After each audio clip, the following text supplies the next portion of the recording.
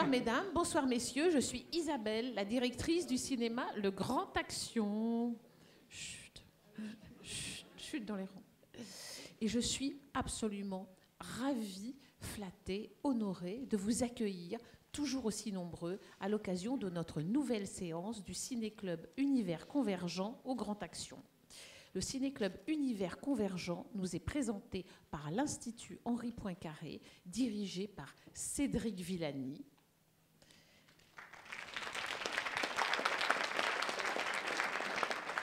Et co-dirigé par Jean-Philippe Uzan.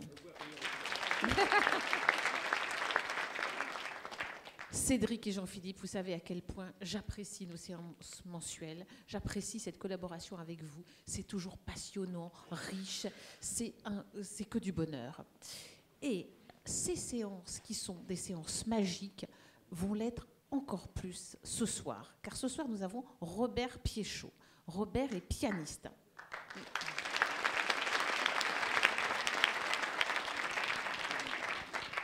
Robert est pianiste. Et imaginez-vous que Robert a officié très longtemps, ici même. Robert a accompagné des ciné-concerts qui se terminaient par un goûter. Et on a exploré tout le cinéma muet américain. Ça va être un instant magique, car en regardant Aelita, film russe muet de 1924, nous allons écouter Robert. Et Robert va improviser. Ça va être un grand moment, parce que Robert va improviser en fonction de ce qui se passe à l'écran, bien entendu, mais aussi en fonction de ce qu'il perçoit de la salle, en fonction de vos réactions. Donc l'ensemble va constituer quelque chose d'unique. Et en plus, Robert, comme vous le savez tous, ce soir, on peut avoir plusieurs amours dans la vie. Et Robert, à côté de la musique, a un autre amour, les mathématiques.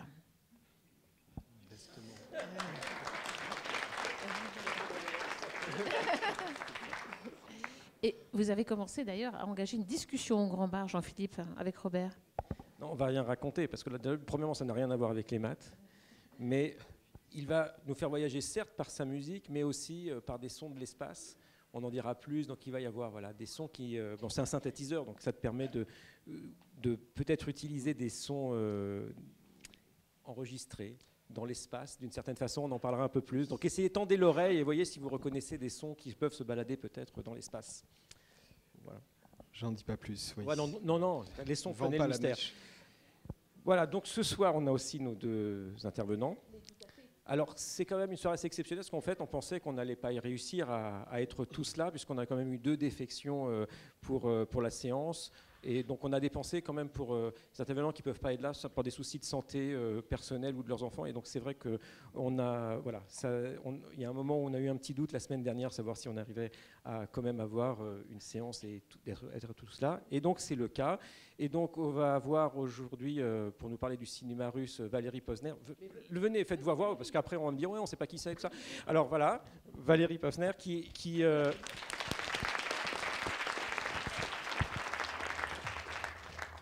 directrice de recherche au CNRS, qui est historienne sur l'histoire du cinéma russe et soviétique, et qui aussi m'a dit qui s'impliquait beaucoup, alors je vais essayer de ne pas me tromper dans l'ordre, dans l'association française de recherche sur l'histoire du cinéma. C'est ça ? Très juste. Super. Bravo.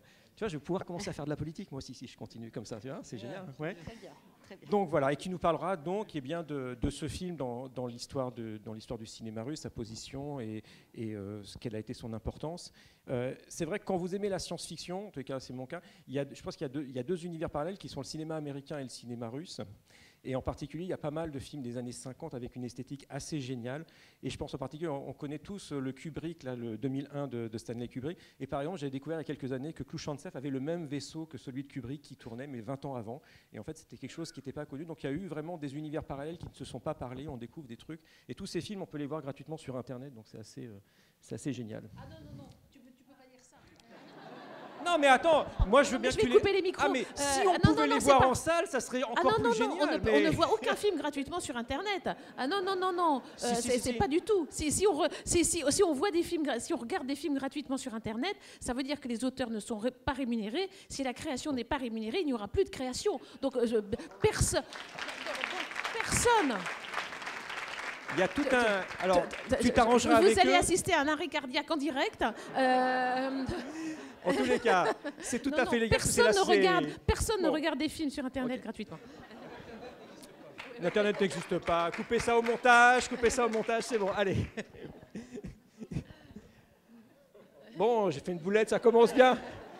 Ah, mais j'étais un mois en Afrique du Sud, qu'est-ce que la vie était belle. Maintenant, il faut recommencer, faire attention à tout ce qu'on dit, c'est l'horreur.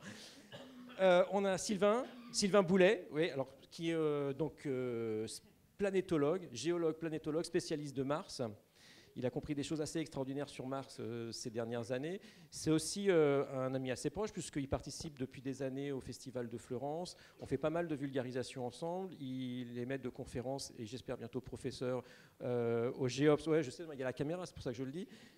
D'ailleurs, il pourrait faire une erreur, mais au GEOPS, qui est le laboratoire de géologie de l'Université Paris-Sud. Et Sylvain a pas mal d'activités en dehors de la science, en particulier pour la vulgarisation scientifique. J'ai juste amené un truc parce que c'est quelque chose que Sylvain a lancé il y a quelques mois et sur lequel on est pas un certain nombre à essayer de s'impliquer, qui est l'association Les Petits Cueilleurs d'Étoiles. Il y a des flyers qui sont avec les livres d'Anaïs là-bas.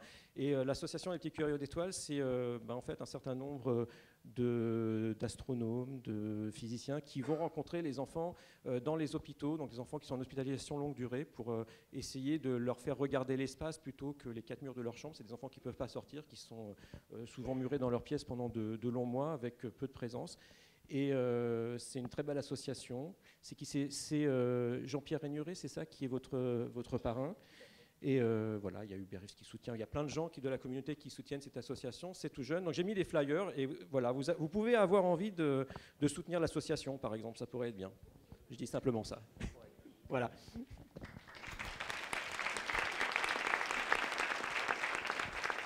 Et bien maintenant, on va regarder le film.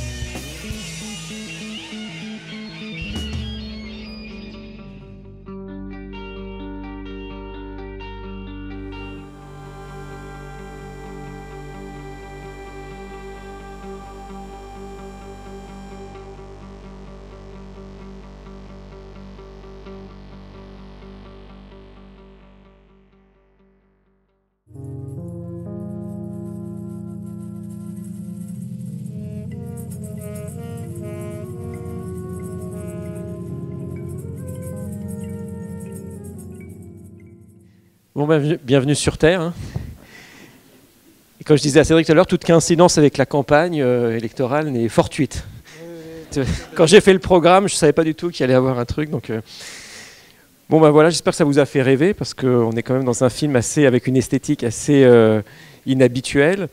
Déjà un film muet, c'est vrai qu'on a perdu un peu l'habitude de ce genre de film. Est-ce que peut-être pour commencer, on peut replacer un peu voilà, ce film dans son contexte pour voir un petit peu, nous éclairer un petit peu sur voilà, comment il s'agence dans l'histoire du cinéma et puis dans son époque. Alors, le réalisateur, quelques mots sur le réalisateur, Yakov Protazanov, qui est un réalisateur... disons vraiment... Oui, voilà, comme ça marche. Très connu, vraiment un des réalisateurs majeurs, disons, qui est actif dans les années 10 déjà, et jusqu'à 17, il fait déjà à peu près 80 films. C'est vraiment quelqu'un, voilà, dont deux films très connus, un en 1916 qui s'appelle La Dame de Pique, et donc voilà, qui est d'après La Dame de Pique de Pouchkine, et un autre qui est Le Père Serge 1918, qui est vraiment un chef-d'œuvre du cinéma muet russe des années 10. Si vous avez l'occasion de le voir, c'est vraiment à ne pas rater. Et donc, il part, il quitte l'Union soviétique en 1920 et il vient s'installer à Paris avec la troupe d'Ermoliev. Et il va faire quelques films à Paris et il ne rencontre pas le succès. Il est très très déçu parce que c'est vraiment un réalisateur majeur quand il quitte la Russie et en France, voilà, ça ne marche pas.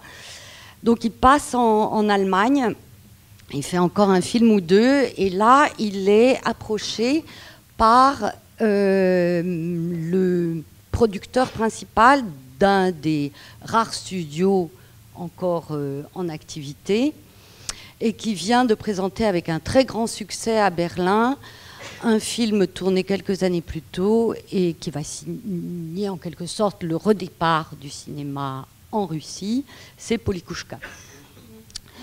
Et donc on lui propose de revenir à Moscou. Et comme c'est quelqu'un de très pragmatique, pour qui voilà, l'important c'est les conditions, voilà, on lui dit qu'il aura liberté de faire ce qu'il veut.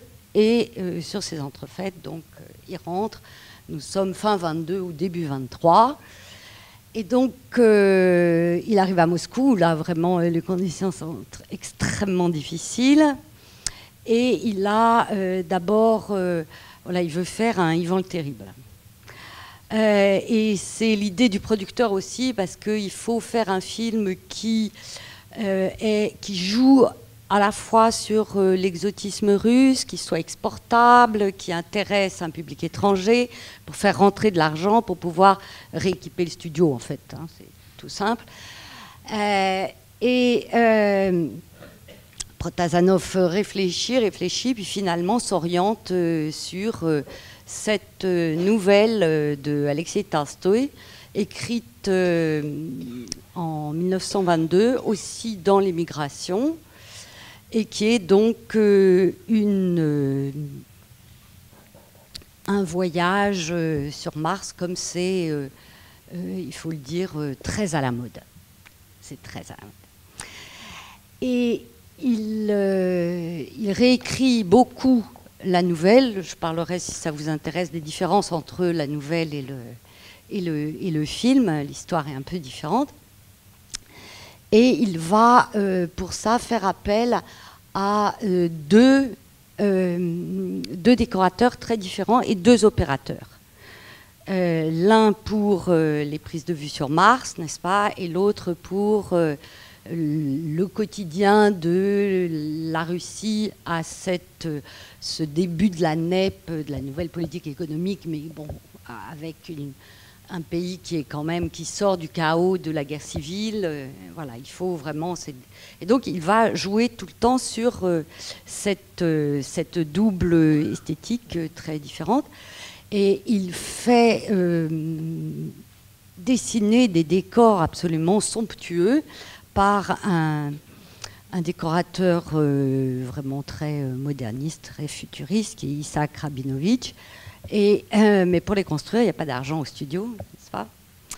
Donc le décorateur du studio, qui est un gars malin, regarde un petit peu les esquisses, voit et fabrique un peu à sa manière.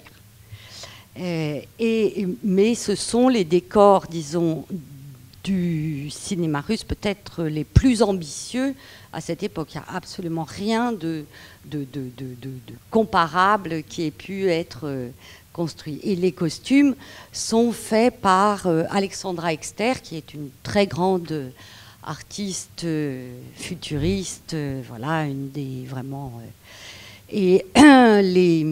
D'ailleurs, on a pu voir dans plusieurs expositions consacrées au futurisme russe les esquisses de ces costumes. Donc, Protazanov attire va faire un peu son marché, il sort beaucoup, il va dans tous les théâtres et il fait un petit peu son marché pour trouver les acteurs. Et pour ça, bon, c'est vraiment quelqu'un qui travaille beaucoup et très longtemps sur des répétitions très longues, tout en laissant un peu une part d'improvisation. Et donc là, vous avez pu voir à la fois des gens très connus sur la scène théâtrale russe ou des débutants, des gens qui vont faire une carrière énorme au cinéma ou des gens qui vont avoir simplement un rôle important dans le cinéma russe. Par exemple, Aelita est jouée par Yulia Sontseva, qui deviendra l'épouse de Dovzhenko et sa co-réalisatrice, et qui avait un succès fou à l'époque, considérée comme une des stars. Voilà. Le jeune garde rouge, n'est-ce pas, le Goussiev, n'est-ce pas, Nikolai Batalov, qui est un acteur de théâtre du théâtre de Stanislavski, un théâtre, tout ce qu'il y a de plus, réaliste, alors que le troisième larron qui est dans le, n'est-ce pas, l'astronef, voilà, c'est ça. C'est le premier rôle, et on voit, il a encore les dents cassées, il va se les faire refaire après, de Igor Ilinsky, qui est un acteur du théâtre de Meyerhold, qui est absolument le contraire du théâtre réaliste, psychologique que joue Batalov. Ilinsky, on le voit, il a une silhouette comme ça, il bouge beaucoup, il est très souple, il fait plein de grimaces, il est un peu dans le surjeu, voilà. Et ce personnage comique, un peu outré, toujours mal fagoté, un peu gros, un peu voilà. Va être son emploi dans tout le cinéma russe des années 20, où il sera vraiment une star du comique soviétique. Voilà. Et donc, ce film va avoir un succès énorme et vraiment marque le démarrage véritable du studio de la Mejra Pomme, qui est en fait donc adossé sur... Enfin, c'est un studio qui s'appelle le studio Rousse et qui, juste au moment où sort le film Aelita, va s'associer au Secours ouvrier international de Willy Mutzenberg en Allemagne, qui développe des activités cinématographiques. Et donc, ça va être le début de ce studio semi-privé, puisqu'il y a une part de privé russe à l'ancienne, et donc international appuyé sur le Comintern. Donc c'est cette alliance très bizarre qui va être un lieu, certainement un des studios les plus intéressants jusqu'à sa fermeture par les autorités en 36 très exactement, à Moscou. Et donc ce film, qui a un succès extraordinaire, il est précédé par une campagne publicitaire qui est peut-être la première campagne de pub envisagée un peu à l'occidental en URSS, et où partout on voit sur des affiches dans la ville Anta Odeli Uta, n'est-ce pas, le fameux slogan qui est soi-disant des paroles venues de Mars qui se révèlent dans la réécriture. Bref. Mais en fait, il y a un engouement extraordinaire en Russie pour les voyages interplanétaires. Et c'est exactement à Moscou, en fin mai, le 30 mai 24, qu'a lieu une grande conférence sur les voyages interplanétaires et les voyages sur Mars, qui va donner l'occasion de la création d'une société des communications interplanétaires qui aura qui est porté par une équipe de jeunes enthousiastes de l'académie militaire de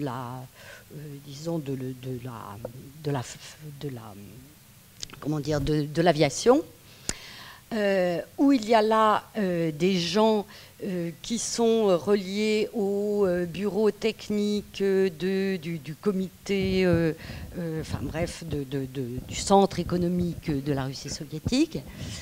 Et ces jeunes se mettent en relation aussitôt avec et promeuvent les travaux de Tsiolkovsky, n'est-ce pas? Et donc, ils vont se rendre à Kalouga. Et donc, pour le public soviétique, ce film et les recherches sur voilà, les mondes lointains, les autres mondes possibles, y a-t-il, etc., c'est porté, il faut le dire, par... Il y a une espèce de... Comment dire, de fascination pour Mars particulièrement. Pourquoi? Parce que Mars, on ne l'appelle pas tellement Mars, on l'appelle la planète rouge. Et donc, elle est rouge, évidemment. Si vous n'aviez pas remarqué, c'est le moment. C'est donc pas pour rien qu'elle est rouge. Et donc, il y a un roman de Bogdanov qui est sorti déjà en 1908, qui sera un ami de Lénine, qui s'appelle La planète rouge, l'étoile rouge, qui va donner cette impulsion à partir de 1908. Ensuite, en 1915, il y a une autre nouvelle qui sort, qui a aussi un très grand succès, où là, il est question de signaux qui sont captés et dont on pense qu'ils viennent de Mars. Et donc, pour mieux les capter, et ça va vous intéresser, pour mieux les capter, les héros veulent construire une station radio. Cette station, on va la mettre à Kaboul, parce que Kaboul, c'est bien, c'est loin de tout, voilà. Et il va falloir trouver non seulement comment capter les signaux, mais comment en envoyer. Et alors, donc, les héros discutent, il y a des débats, qu'est-ce qu'on envoie comme signaux? Est-ce qu'on utilise l'alphabet morse? Oui, mais enfin, pourquoi? Est-ce que... Non, nous allons communiquer avec Mars par uniquement des formules mathématiques. Car les formules mathématiques sont ce qu'il y a de plus abstrait, et donc forcément, les Martiens doivent comprendre les formules mathématiques. Et donc, voilà, donc ça, c'est une nouvelle qui paraît en 1915, qui a un succès qui est réédité un nombre colossal de fois. Et donc, voilà, il y a vraiment toute une jeune équipe. Et alors, c'est marrant parce que je lisais aujourd'hui pour la séance de ce soir, qui ont publié leurs souvenirs au début des années 60. Donc, ils se souviennent encore qui avait été voir Tsiolkovsky, comment est-ce qu'ils avaient organisé, ils faisaient des conférences, soit au Musée Polytechnique de Moscou, soit à l'Observatoire. Et ils attiraient à chaque fois des foules de gens qui venaient les voir, leur laissaient leurs coordonnées. Nous voulons faire partie des premières expéditions sur Mars, enfin, etc. Donc, nous aussi. Hein. Voilà. Oh, c'est super. Donc, juste pour rebondir là-dessus, Sylvain, donc Mars était à la mode, on voit dans les années 20, et il est clair qu'il y a eu beaucoup de travaux sur Mars au début, à l'époque de Flammarion, tout ça. Et qu'est-ce qu'on savait de Mars finalement à cette époque? Parce que c'est vrai qu'on a eu tendance à peupler un peu toutes les planètes du système solaire. On voyait un petit peu des êtres vivants partout. Et voilà, l'astronomie nous permettait de savoir quelque chose sur Mars. On parlait de canaux, de genre de choses comme ça. Est-ce que tu peux replacer, en fait, aujourd'hui, on connaît plein de choses sur Mars. On a des robots qui se baladent sur Mars, qui vous envoient des images extraordinaires de la planète. Ça nous fait rêver d'une façon différente. Qu'est-ce qu'on en savait à l'époque? Est-ce que tu peux un peu comparer ces choses-là? Ouais. Alors, c'est marrant parce que je ne savais pas du tout justement ces histoires d'engouement pour les voyages planétaires en Russie, parce que deux choses. Premièrement, c'est vrai que quand on parle des astronomes qui étudient les missions, la planète Mars, on parle très peu d'astronomes russes. Enfin, en tout cas, j'en connais pas. Donc, est-ce qu'il y en a? Certainement. Mais en tout cas, dans vraiment l'étude de la planète Mars, on n'en parle pas du tout. Et effectivement, en 1920-1925, on sort d'un énorme débat et d'observation de la planète Mars qui dure à peu près depuis 1850. Les premières observations sérieuses de la planète Mars, elles datent à peu près ça de milieu du 19e siècle. Et de 1850 jusqu'à justement la mort de Camille Flammarion en 1925, on est aussi dans la période où il y a Percival Lowell, qui est un riche américain qui investit énormément pour fabriquer un télescope incroyable pour observer en détail la planète Mars. Donc c'est vrai que cette période, elle est très intéressante d'un point de vue planétologie en général, parce qu'on est encore à une période où on imagine que la vie est possible. En fait, enfin, même pas que la vie est possible, que la vie est partout en fait. C'est une différence. C'est-à-dire que quand on lit les différentes œuvres de Camille Flammarion, de Percival Lowell et d'autres, eh bien, on voit la description de ces mondes habités et notamment la planète Mars. Pourquoi notamment la planète Mars? Parce que quand même, c'est la planète la mieux étudiée à l'époque. On le sait, la planète Mars intrigue depuis des siècles et des siècles. Elle est notamment à l'origine du système héliocentrique. Vous savez que avant, on sait que toutes les planètes tournent autour du Soleil, mais c'est vrai que la planète Mars a été une des clés pour comprendre vraiment ce système héliocentrique à partir notamment des observations de Kepler, de Huygens, de tous ces astronomes du XVIe, XVIIe siècle qui ont vraiment commencé à fixer ce système héliocentrique. Il y a eu un énorme trou, on va dire, XVIIe siècle, ça a été, on va dire, le premier siècle d'observation de la planète Mars parce qu'on a eu l'invention de la lunette astronomique et donc c'est à ce moment-là qu'on a commencé à observer. Les observations étaient de très mauvaise qualité, mais quand même, c'est au XVIIe siècle qu'on a découvert que la planète Mars tournait sur elle-même en à peu près 24 heures. Donc c'est là où on a commencé à comparer la planète Mars et la planète Terre en se disant la rotation de la planète sur elle-même est à peu près identique. On voyait qu'il y avait aussi une inclinaison qui était à peu près identique à celle de la planète Terre. Et donc c'est vrai que dès le XVIIe siècle, on parle de pluralité des mondes, on parle d'une planète qui ressemble à la planète Terre, avec des saisons, avec Jean-Dominique Cassini observe des calottes polaires sur la planète Mars. Donc voilà, on imagine de la glace, on imagine tout ça. Les détails, évidemment, il faut vous remettre au XVIIe siècle. Les lunettes astronomiques étaient de très très mauvaise qualité, donc on voyait un disque rouge et c'est tout, et éventuellement 2-3 taches noires et c'était déjà tout. Et donc c'est vrai que XVIIe siècle, c'est l'apparition de l'observation martienne. 18e, il ne s'est pas passé grand-chose et c'est au 19e siècle, avec l'arrivée des grandes lunettes astronomiques, qu'on a commencé vraiment à étudier de plus en plus Mars. Et c'est vrai que la fin 19e a été la fin du siècle martien, et notamment avec Schiaparelli, qui était un astronome italien. À cette époque, on voyait, si vous voulez, la planète Mars, on l'imaginait, on la voyait donc comme un disque rouge, et on voyait des taches noires de ci, de là, qu'on appelait les mers. Et donc en fait on imaginait que c'était des mers comme sur Terre. Et Schiaparelli en fait a été l'un des premiers à voir des espèces de bandes noires qui reliaient ces mers, et il a vite appelé en fait ces bras de mer canali. Et canali, en fait, pour lui, c'était des bras de mer qui reliaient les mers martiennes entre elles. Et puis très vite, plusieurs astronomes ont pris ce mot canali comme des canaux fabriqués par les Martiens. Et donc c'est vrai qu'on est rentré dans un trip un peu martien avec des constructions de canaux incroyables à la surface de la planète Mars. Voilà, c'était Venise.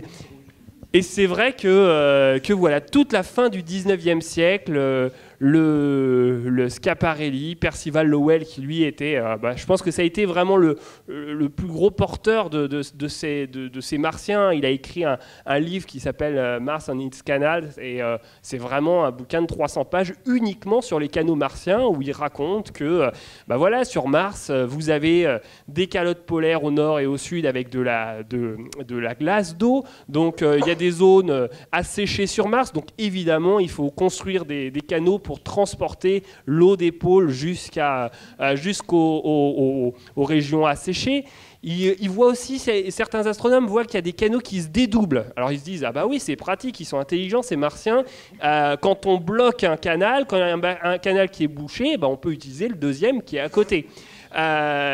Donc vous voyez, c'est assez incroyable. Et alors, hormis Percival Lowell qui parle peut-être dans des tripes un petit peu bizarres, il faut quand même réaliser, hein, quand vous lisez, je vous conseille tous de revenir aux fondamentaux avec l'astronomie populaire de Camille Flammarion, hein, donc qui est dans les années 1875-1880.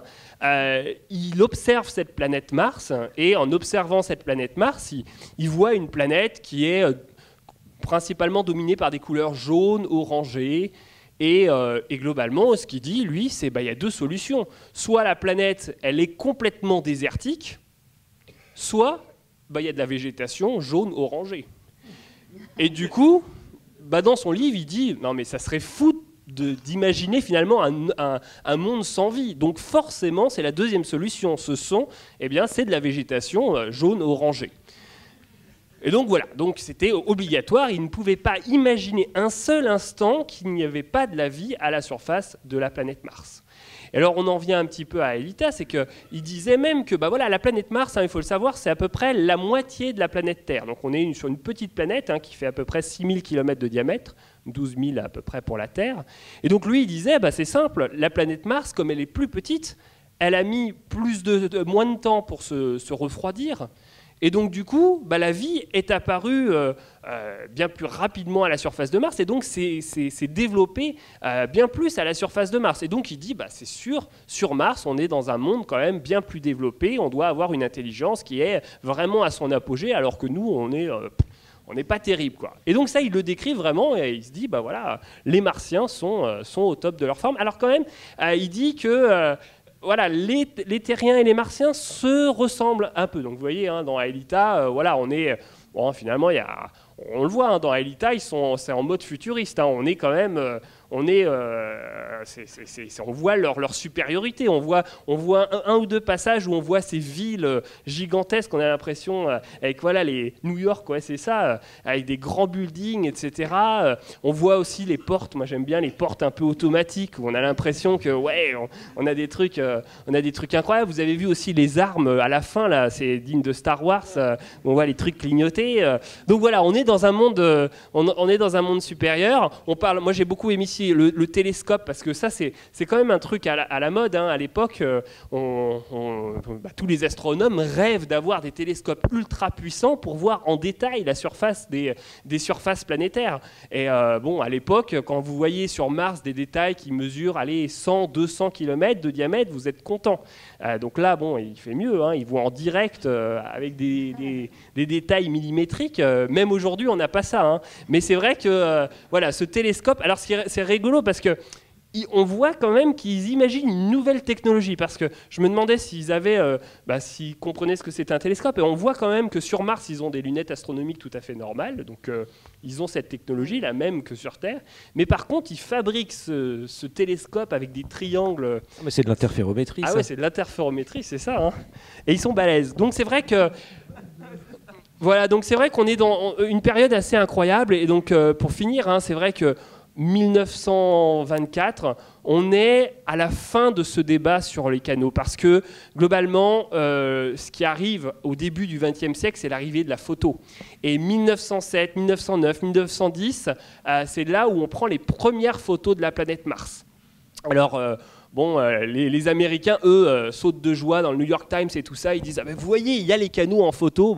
Les gens, il y a des trucs qui ressemblent à des traînées noires sur la photo, why not, quoi. Mais ils étaient là, c'est bon, on les a pris en photo. Et puis il y a une quantité d'astronomes qui disent, mais non, on voit rien. Notamment un astronome là qui observait à Meudon, Anthony Aldi, qui lui disait, mais non, mais on peut pas voir. Alors il y a eu plein d'expériences. Il y a des gens, ils imaginaient, ils dessinaient, ils regardaient une photo avec notamment des traces, des points noirs, etc. Et les étudiants dans la salle observaient dessinaient ce qu'ils voyaient sur l'image. Je vais pas t'en foutre une, hein, mais. Et du coup, les premiers au premier rang dessinaient Mars avec des petits points, etc. Et les derniers étudiants, à la fin, eux, commençaient à dessiner des lignes noires parce que finalement, plein de petits points qui faisaient des alignements, pour eux, ça faisait des lignes noires. Et donc évidemment, cette expérience, elle était assez connue à cette époque-là. Percival Lowell disait, non mais attendez, si on voit une ligne télégraphique, tout le monde verra une ligne télégraphique et une ligne comme ça. Donc c'est vrai que il y avait ce grand débat. Globalement, ça a été montré au XXe siècle. Voilà, c'était uniquement une illusion d'optique. Et voilà, Percival Lowell, je pense, est mort en étant persuadé quand même qu'il y avait des canaux et des martiens.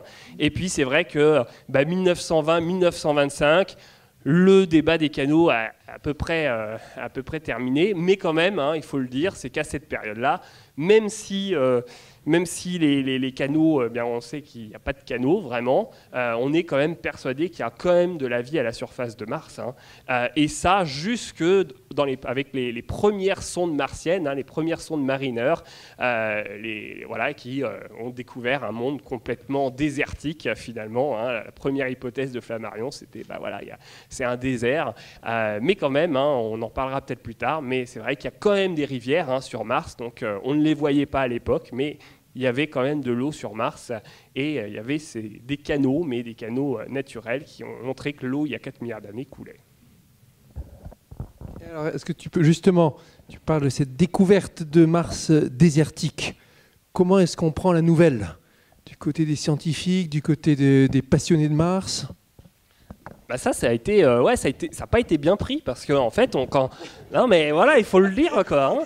Quand on envoie les premières missions martiennes, on se dit, on va trouver de l'eau, on va voir un monde. Alors, il y avait les observations télescopiques, mais il faut vous le dire, je sais pas s'il y a des gens qui ont observé Mars dans la salle dans un télescope. On n'a pas beaucoup. Bon, ça sera votre l'année prochaine pour la prochaine Festival de Florence. Voilà, Festival de Florence pour la prochaine opposition en 2020. Regardez dans un télescope. Vous verrez que même avec vos télescopes aujourd'hui, qui sont quand même assez balèzes, etc. Quand vous regardez dans un télescope, vous voyez un petit disque rouge et on voit pas grand-chose, quoi. Et quand vous voyez même dans un très gros télescope, on prend régulièrement des images au pic du Midi là. Les meilleures images ne nous permettent pas de dire s'il y a de l'eau liquide qui coule à la surface de Mars, par exemple, aujourd'hui. Donc c'est vrai, dans les années 60, quand on envoie les premières sondes, c'est vraiment se dire, à quoi ressemble la planète Mars? Et on se dit, la planète Mars ressemble quand même à peu de choses près à la Terre, donc on va trouver des écoulements et des choses. Et donc c'est vrai que quand on a eu la première image de Mars, de Mariner, c'est un cratère d'impact. C'est tout. Et un cratère d'impact, quoi. Et on s'est dit, mais ça ressemble à la Lune, quoi. C'est juste rouge, c'est différent, quoi. Donc, c'était un peu... il y a des sélénites, pourtant. Donc peut-être que... Ouais, ils sont cachés aussi. Ils sont cachés, les sélénites. Mais les sélénites, quand même, alors c'est intéressant, parce que justement, dans tout ce débat entre Lune et Mars, la Lune, vous le savez, les mers lunaires que vous voyez, ces grosses taches sombres que vous voyez à la surface lunaire, c'est pareil, on avait ce débat de se dire, il y a de l'eau à la surface de la Lune. Et justement, avec l'arrivée des premières lunettes astronomiques, on casse tout de suite le mythe en disant, en zoomant sur les mers lunaires, on voit très bien que sur ces mers lunaires, il y a aussi des cratères et que finalement, ce sont des mers de lave en fait qui a asséché. Et donc c'est vrai que les petits sélénites ils disparaissent assez rapidement. Mais c'est vrai que martien, on s'est dit et Camille Flammarion dans l'astronomie populaire le dit, il dit il faudrait quand même peut-être pas qu'on commette la même erreur qu'avec la Lune. Ça se trouve ces mers martiennes, il y a peut-être pas peut-être pas de mer, c'est tout simplement peut-être un champ ou une forêt. Donc vous voyez, il faut prendre des pincettes. Et même, il y a un moment donné, je ne sais plus lequel, mais je crois que c'est Schiaparelli qui a le malheur de dessiner des canaux dans les mers martiennes. Et il y en a un qui dit, mais non, mais ça peut pas, on ne peut pas avoir une rivière dans une mer. Et donc, il dit, c'est une rivière dans une forêt. Voilà. Alors, est-ce qu'on peut imaginer que Protasanov, par exemple, connaissait les histoires comme il a vécu à Paris, toute cette histoire, cette littérature de Flammarion et tout ça, est-ce qu'il a pu avoir accès à ce genre de choses? Parce que c'était à la mode. Jusqu'à quel point est-ce qu'il connaissait cette littérature-là? Je pense pas. Mais parmi ces jeunes enthousiastes qui avaient créé cette société en 24, il y en avait un qui avait étudié chez Camille Flammarion. Donc, je veux dire, les liens, ils étaient... Voilà. Tandis que Protazanov, lui, il prend la nouvelle de Tolstoï. C'est Tolstoï, lui, il est très au courant. Et la nouvelle, de ce point de vue-là, fait une espèce de vulgarisation de ce qu'on connaît à cette époque-là sur Mars. Beaucoup plus qu'ici. Et d'ailleurs, ça se passe beaucoup plus sur Mars, où on va effectivement y faire la révolution. Mais dans la nouvelle, c'est un échec. Et ils sont obligés de repartir sur Terre après avoir raté le soulèvement sur Mars. Donc, l'issue politique n'est pas la même. L'époque n'est pas la même. Il faut dire que Mars ne réussit pas aux Russes, en fait. Quand on... c'est autre chose. Non, mais c'est vrai, c'est que, bon, bah voilà, on en parle, on est en 1925, mais les Russes n'ont jamais fait atterrir un rover, enfin un robot à la surface de Mars qui a marché. C'était échec sur échec. Ils ont mis quelques orbiteurs qui ont envoyé quelques photos, mais c'est vrai que il y a eu quand même pas mal d'essais d'envoi de sondes, etc. dans les années 70. Et c'est toutes ont été des échecs. Il n'y a jamais eu de succès retentissant dans l'exploration russe. Alors c'est incroyable quand même, parce que c'est vrai qu'on sort de 1957 Sputnik, 61 Gagarine, etc. On se dit, bon, bah, l'exploration planétaire va être pas mal côté russe. On a les sondes Venera qui se posent sur Vénus sont russes, et sur Mars, ils n'ont jamais réussi.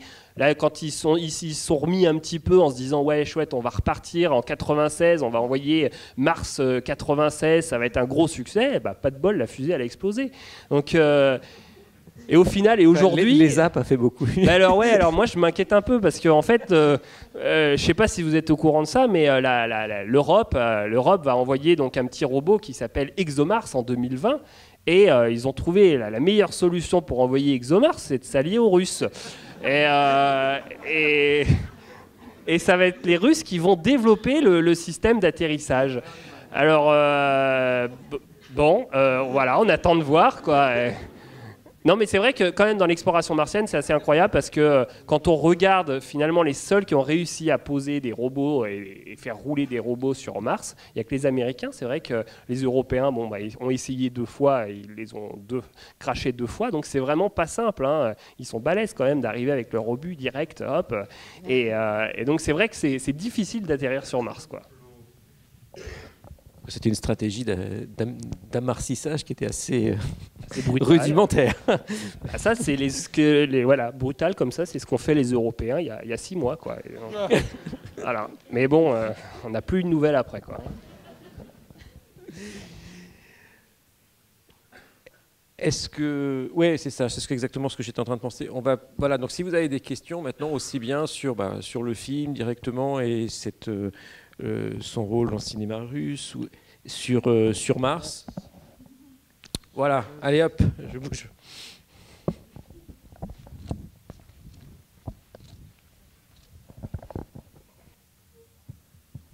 Bonsoir.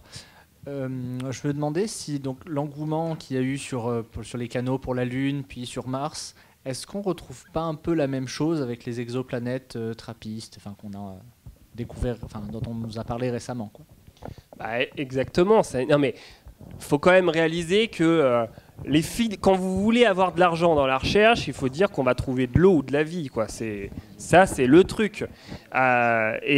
Aujourd'hui, la NASA, quand on parle de Mars, Mars, c'est la planète où tous les 2 ans, on envoie une sonde et on envoie un nouveau robot, etc. Donc c'est vrai que quand on veut chercher de l'argent, on va chercher de la vie sur Mars, où effectivement on va chercher des exoplanètes. Alors les exoplanètes, pour ceux qui ne savent pas, c'est des planètes qui tournent autour d'autres étoiles. On en a découvert plus de 3000 aujourd'hui, et c'est vrai que vous avez dû suivre cette découverte. Alors c'est une découverte, mais c'est vrai qu'on en fait beaucoup pour peut-être pas grand-chose, parce qu'en fait, alors là, ce système planétaire qui a été découvert cette semaine, qui est sorti la semaine dernière, c'est effectivement la première fois qu'on découvrait 7 planètes autour d'une étoile, et sur ces 7 planètes, il y en a 3 qui sont dans la zone d'habitabilité. Alors là, on peut philosopher sur ce que c'est la zone d'habitabilité, mais c'est vrai qu'aujourd'hui, les médias ont uniquement communiqué en se disant bah, c'est bon, il y a de l'eau qui coule, il y a de la vie, etc. Et donc effectivement, vous avez raison. Il y a des canaux, il paraît. Il y a des canaux, exactement. Non mais vous savez, hein, c'est incroyable parce qu'il y a des gens qui, voilà, ça fait plein de jalousie ces histoires d'exoplanètes parce qu'il y en a qui essayent d'étudier ce qu'on voit, la planète Mars, les planètes, etc., la planète Terre, bref, qui remplissent des proposals pour avoir des financements sur des choses, sur des données qu'on voit. Et en fait, ce qui marche bien, c'est de se dire ah ouais, non, moi je vais écrire un proposal pour décrire l'intérieur des exoplanètes. Et alors là, vous avez des centaines de milliers d'euros parce que on se dit bah voilà, on va enfin comprendre ce que c'est une exoplanète. Donc c'est effectivement la même chose. On est à la recherche. Je pense qu'on n'est pas prêt c'est pas prêt d'être fini de cette recherche de la vie. Sur Mars, ça va continuer parce qu'on n'a toujours pas la réponse. Et dans notre système solaire, vous le voyez, les thématiques qui sont aujourd'hui assez à la mode, c'est aller chercher de la vie dans les océans d'Europe ou dans SLAD. Donc tout ça, c'est où est l'eau ? Et aujourd'hui, effectivement, tant qu'on n'aura pas trouvé une planète, qu'on n'aura pas eu une image d'une planète avec une atmosphère, avec de l'H2O et de la chlorophylle, on ne sera pas content. Donc il y a encore du boulot. Et je pense que l'année prochaine, il y aura encore un communiqué de presse de la NASA qui dira bah voilà, ça y est, on a trouvé un petit peu d'oxygène dans une planète. Et puis tous les ans, on aura une découverte. Jusqu'au jour où quand même, pour imager ces planètes, ça va être compliqué, on est quand même assez loin, et donc il va falloir un sacré gros télescope pour qu'on les image un jour. Et puis pour y aller, on va y aller peut-être un jour, mais c'est pas de mal à veille. J'arrive là-bas, mais en attendant, pendant que je marche, peut-être j'en profite pour faire juste un petit détour pour poser une question à Robert, parce que tout à l'heure, on a quand même, tu avais utilisé des sons qui venaient de l'espace, de sons, des choses comme ça. Est-ce que tu peux nous raconter un petit peu ce que tu as utilisé comme son, puis aussi comment tu travailles, parce que c'est clair que tu as improvisé pendant un peu plus d'une heure sans t'arrêter de jouer un seul moment. Comment ça se construit, ce genre de choses? Pour répondre à la première question, c'est la plus facile. Oui, vous avez pu entendre des sons un peu bizarres, qui est une espèce de nappe parfois inquiétante, parfois assez poétique, suggestive, dont on ne sait trop quoi, peut-être justement de la vie extraterrestre. Enfin, c'est ce que j'ai essayé de suggérer dans la sélection que j'ai faite.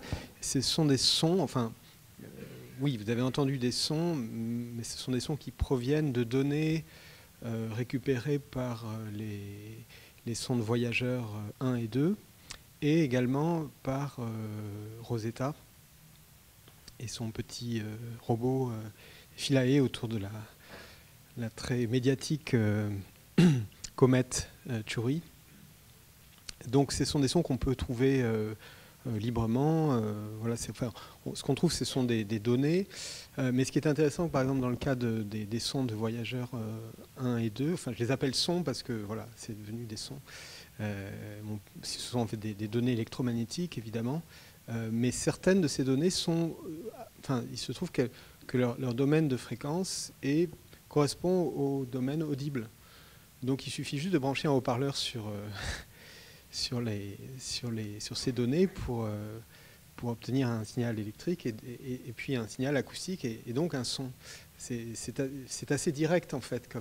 Alors il y a d'autres données qui ont été dont la fréquence a été ramenée au domaine de l'audible. C'est un petit peu comme le chant des baleines, par exemple. Il y a des CD qui existent sur certains animaux qui émettent des sons qu'a priori on ne peut pas entendre. Et donc on ramène ces bandes de fréquences à quelque chose d'audible pour nos oreilles. Mais finalement, là, dans ce que j'ai utilisé, tout était à peu près dans les domaines de fréquences originaux. Voilà. Et donc après, j'ai transformé tout ça. J'avais aussi un petit... ce qu'on appellerait une harpe éolienne, mais alors virtuelle. C'est-à-dire c'était un ensemble de cordes libres comme ça, dans lesquelles j'injecte des sons et qui résonnent par sympathie, en fait, mais virtuellement. Il n'y avait aucun son... il n'y avait aucun son de synthèse au sens synthétiseur, même si l'appareil sur lequel je jouais est un piano un peu synthétique. J'essayais de bien de bien faire sentir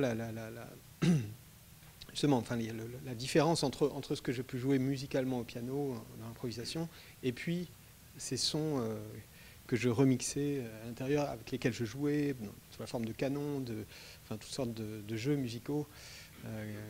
Voilà. Bon, après, je pourrais parler des heures de ce que j'ai pu faire, si je me rappelle.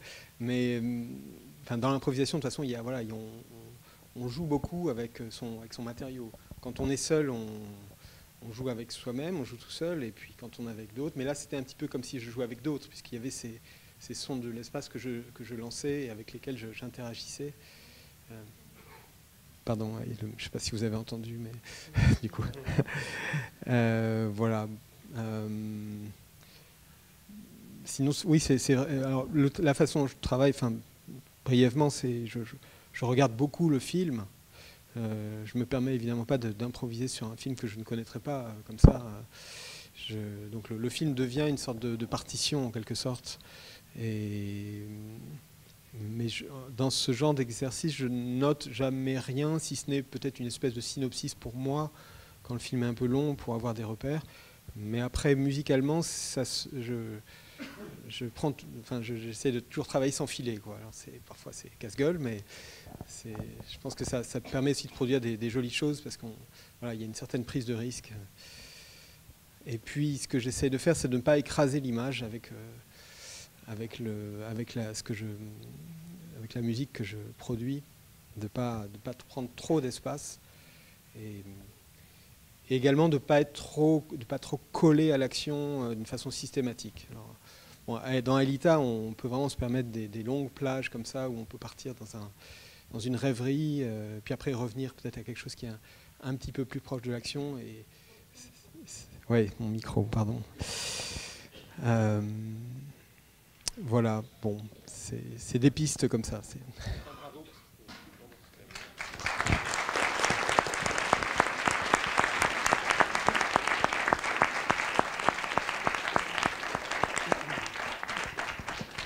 Oui, bravo.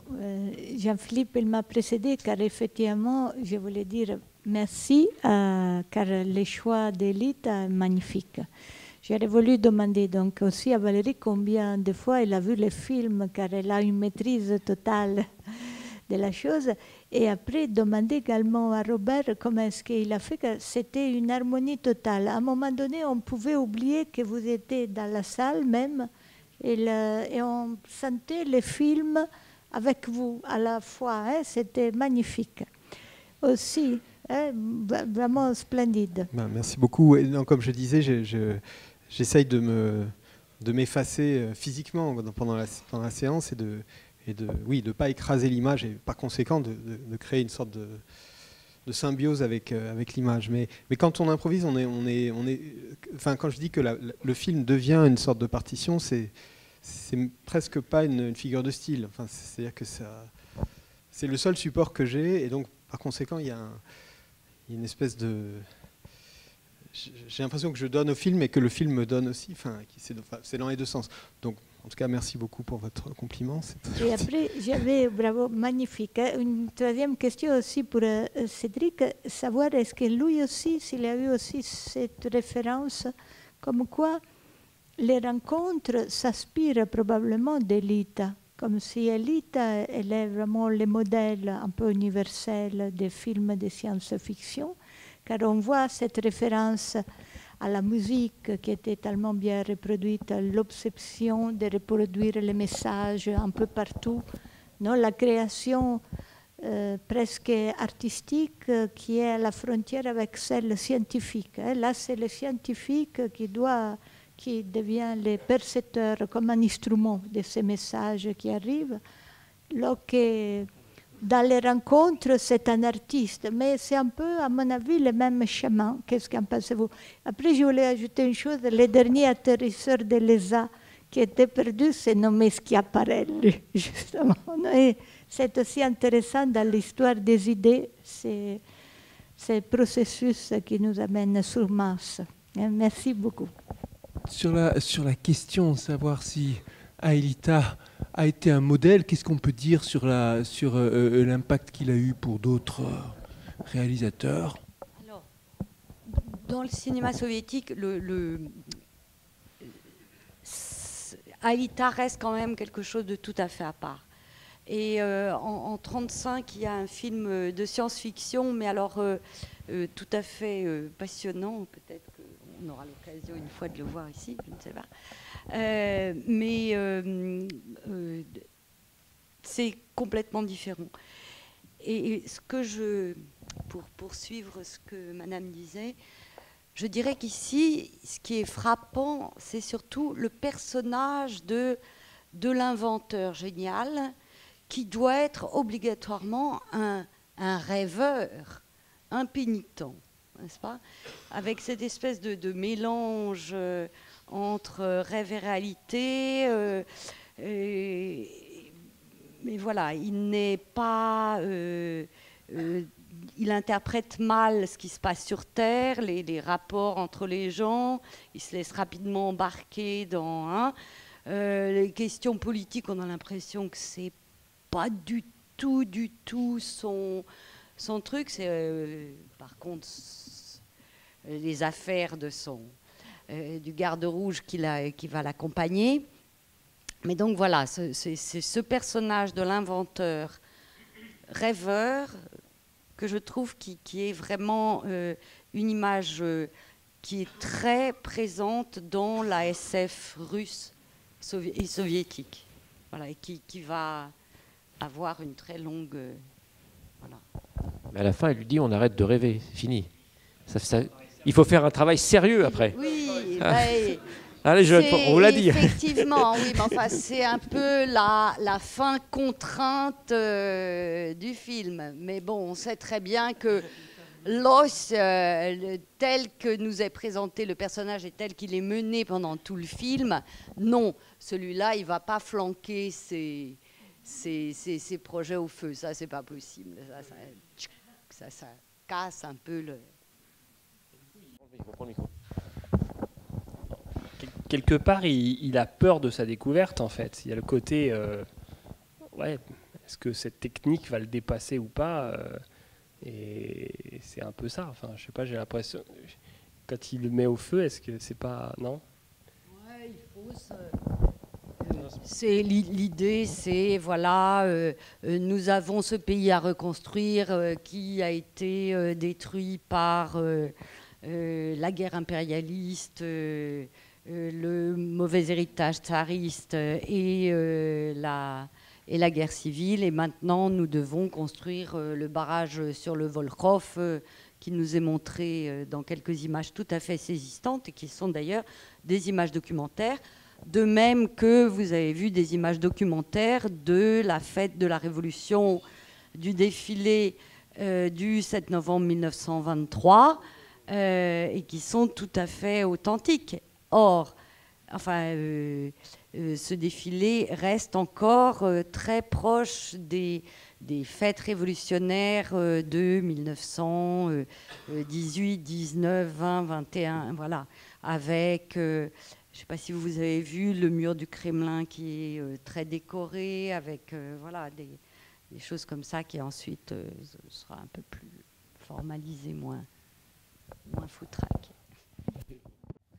Enfin, moi, c'est pas une question, mais je pense que les Martiens existent parce que j'ai vu le film de Tim Burton et il a raison. En fait, les Martiens arrivent et c'est ce point d'ancrage de l'imaginaire nous colle à la peau. Et je me demande ce que c'est aussi Mars dans la mythologie grecque, parce que qu'est-ce que vous pensez du film de Tim Burton, qui est une espèce de Mars Attack, qui est un truc de fou. Moi, j'adore Mars Attack. En plus, vous avez vu, pour faire tuer les Martiens, il faut jouer de la musique très très ancienne. La question, c'est quand est-ce que les Martiens ont commencé à de parler russe à parler anglais, en fait. Non, mais c'est vrai que ça a inspiré de nombreux films depuis très très longtemps, je pense. Mars Attack, c'est quand même un côté aussi un peu un peu comment dire, caricatural de ces films un peu de science-fiction où il y a tous les codes un petit peu justement voilà, où on tue l'extraterrestre ensuite avec de la musique. Il y a aussi un film Évolution, je ne sais pas si vous avez vu ce film, ça me fait marrer. C'est un film avec des martiens aussi et on tue les martiens avec du Head and Shoulders parce qu'il y a du sélénium à l'intérieur et donc voilà, donc c'est vrai que non, des films comme ça, il y en a beaucoup. Hein. Il y en a beaucoup. On pourrait demander à Isabelle de faire une super soirée film martien décalé. Il y en a des très bons. Voilà. La nuit du martien. Le week-end du martien. Non mais une nuit martienne, ça serait chouette. Hein. Bon, donc on vous incite à envoyer des mails à isabelle.gibalardi@grandaction.fr en demandant la nuit martienne.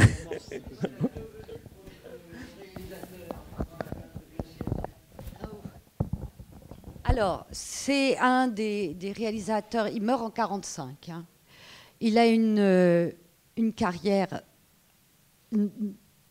en dépit du fait qu'il démarre sous le tsarisme, qu'il a émigré, qu'il est rentré là, il a un succès toujours et il fait une carrière tout à fait exemplaire et en même temps, comment dire, qui n'a aucun équivalent.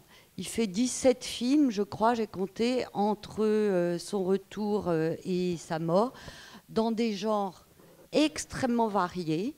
C'est un professionnel extraordinaire qui laisse d'ailleurs à personne le soin de monter ses films. C'est toujours lui qui est à la table de montage. Vraiment, il fait aussi bien des adaptations de Tchekhov que des films satiriques, des films révolutionnaires. L'Aigle blanc, par exemple, c'est absolument formidable. Voilà, c'est quelqu'un qui n'est ni classé dans les traditionalistes, ni dans les avant-gardistes, mais qui sait aller piocher chez un Eisenstein ou chez un Pudovkin quelques images fortes, faire des emprunts, mais les réutiliser à sa manière. Non, c'est un excellent réalisateur. Et comme il engrange toujours des succès publics extraordinaires, voilà. Quoi. Tout à fait. Plus que... Non, il va être, au moment de sa mort, salué comme un des grands maîtres, etc. C'est un de ses avant-derniers films qu'il fait pendant la guerre, et un film tout à fait insensé qui s'appelle Nasreddin à Boukhara, qui filme en Ouzbékistan, à Tachkent, pendant la guerre, pendant que les studios sont en évacuation, et qui est une espèce de fable orientaliste, d'après les contes fameux sur Nasreddin Hoxha, mais très avec un côté qu'aujourd'hui on verrait comme comment dire, très orientaliste dans le mauvais sens du terme. Mais ça marche formidablement. Et jusqu'à aujourd'hui, c'est un des films qui ressort, qui est montré très régulièrement à la télé, et connu de tout le monde, et même de générations qui n'ont pas connu l'Union soviétique. Allez, oui. Bonjour. Est-ce qu'on a des exemples de réalisateurs occidentaux qui se sont inspirés directement de Aelita, ou pour justement que ce soit faire des remakes, soit même retravailler à partir de ce matériau-là, produire des films qui sont proches, que ce soit dans les thématiques, dans la structure. Est-ce qu'on a des inspirations explicites, par exemple, tel réalisateur occidental qui disait clairement qu'il s'inspirait ou... Non. Alors, il faut dire que si c'est un grand succès public, ce n'est pas du tout un grand succès critique, ce film. À sa sortie, il y a d'abord toute une partie des gens qui considèrent que, franchement, à quoi bon réécrire cette bonne nouvelle de Tolstoï? Pourquoi modifier l'histoire? Ça, c'est très classique comme réaction. Il y a des gens qui trouvent ça insupportable, cette espèce de mélange réalisme, futurisme, on passe de l'un à l'autre, on ne comprend pas pourquoi, qui trouvent que c'est vraiment trop dissonant comme cette alliance des deux ambiances. Puis il y a tout un tas de gens qui trouvent ça rasoir. Une histoire sans intérêt, ces histoires martiennes, et qui voudraient quelque chose, disons, de beaucoup plus... voilà, une histoire qui soit moins... Voilà. Donc... Bon, merci. Ouais, en fait, on va passer au livre, on discutera après, comme ça Anaïs va nous parler de ces livres. Donc comme chaque fois, pour finir, Anaïs de la librairie Caribe nous amène quelques ouvrages qui sont en relation avec ce qu'on a vu. Avec Mars, c'est en plus général, c'est à chaque fois. Donc voilà, on va la laisser parler sur sa sélection du mois. Alors ça n'a pas été facile ce mois-ci. J'ai ramené, parce que du coup je savais qu'il serait là, l'astronomie en 300 questions-réponses de Sylvain Boulet. Donc voilà, si vous voulez poursuivre un livre quelque part le donné. dialogue, eh bien vous pouvez acheter le livre. Et j'avais vu aussi que vous aviez écrit dans le cinéma stalinien Question d'histoire, si vous voulez poursuivre une réflexion sur pointu. Faut que je parle plus fort. Bref, si vous voulez des questions d'histoire sur le cinéma, j'ai aussi ce livre-là.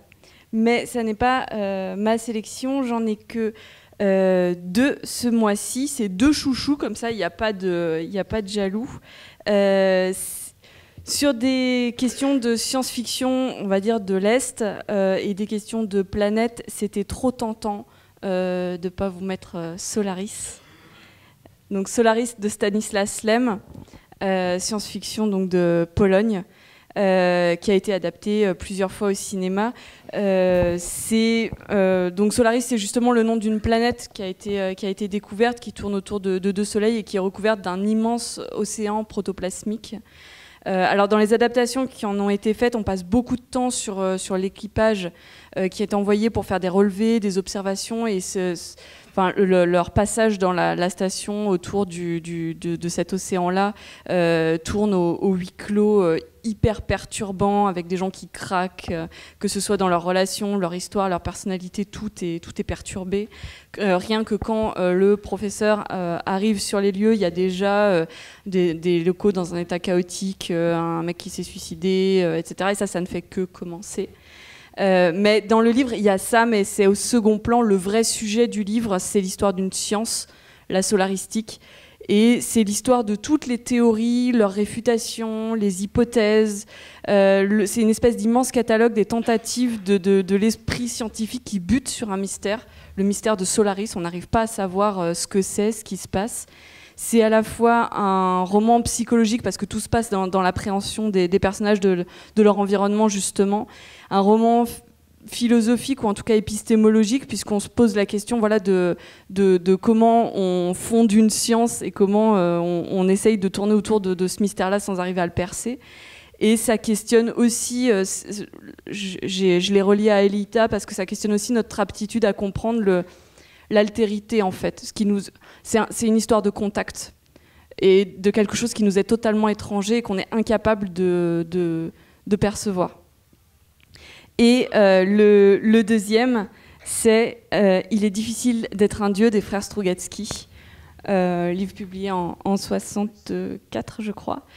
Donc sur la planète Arcanar, qui est une société semi-moyenâgeuse, totalitaire en tout cas, féodale probablement, qui est sous le joug d'un Don Reba et de ses gris, une espèce de milice qui chasse les opposants, les intellectuels, donc les artistes, les poètes, les savants. On suit un jeune noble aristocrate qui s'appelle Don Rumata, et qui en réalité est un observateur terrien de l'Institut d'histoire expérimentale. Et lui, il est chargé d'observer ce qui est en train de se passer dans cette société-là sans intervenir. On comprend assez vite qu'on a en fait un contact entre une société idéale, la Terre, qui est quelque part le communisme tel qu'il aurait dû être. En tout cas, c'est présenté comme un système socialiste parfait, idéal, qui a énormément évolué, voilà, qui est à l'état presque, du coup, qui fait de ses, de ses représentants un quasi-dieu dans une autre société, et une société en proie au trouble, à la violence, où on reconnaît ce qu'on peut peut-être reprocher au stalinisme, même si la critique en fait s'adresse ouvertement à l'Allemagne d'Hitler, ce qui permet de dire non, mais on critique pas, c'est un livre où on observe en fait un moment de l'histoire où une société est en train de basculer, et à la fois l'adhésion du peuple à cette bascule-là, et en même temps une intervention extérieure qui est moralement compliquée. Don Rumata se pose des questions, il se dit qu'il ne peut pas ne pas intervenir, il a les moyens technologiques, ils ont une avancée formidable au niveau aussi intellectuel, etc. Il devrait pouvoir faire quelque chose, et en même temps qui il est pour intervenir. Et c'est en ça que le titre, en l'occurrence, est juste magnifique. Il est difficile d'être un dieu, parce que c'est ça, est-ce qu'on intervient ou pas? Si on intervient, est-ce qu'on est encore un dieu? Si on n'intervient pas, est-ce qu'on est encore un dieu? C'est une ambiance extrêmement particulière entre justement ce Moyen-Âge et puis ces dilemmes moraux supérieurs. C'est un questionnement qui est absolument passionnant. Il n'y a pas de réponse évidente et il n'y a peut-être pas de bonne réponse tout court. C'est une critique politique audacieuse quand on connaît le contexte dans lequel le livre est sorti. Bref, c'est un livre absolument magnifique qui n'a pas pris une ride. Enfin, les deux, de toute façon, n'ont pas pris une ride. Les deux datent des années 60 et sont encore totalement modernes. Voilà. Merci beaucoup. Voilà, et donc je vous rappelle, il y a les flyers du Faites connaître l'association de Sylvain, parce qu'on est plein à vouloir faire entrer les étoiles et l'univers dans les chambres des enfants hospitalisés. Et voilà, il y a plein de gens qui se mobilisent. Et donc faites connaître l'association. Et là, on se retrouve le mois prochain. Donc ça sera différent, ça sera un film américain avec Jeff Goldblum. C'est toujours bien quand il y a Jeff Goldblum. Amenez vos cure-dents, je pense que ça sera nécessaire. Voilà, j'en dis pas plus. Et on se retrouve au cocktail.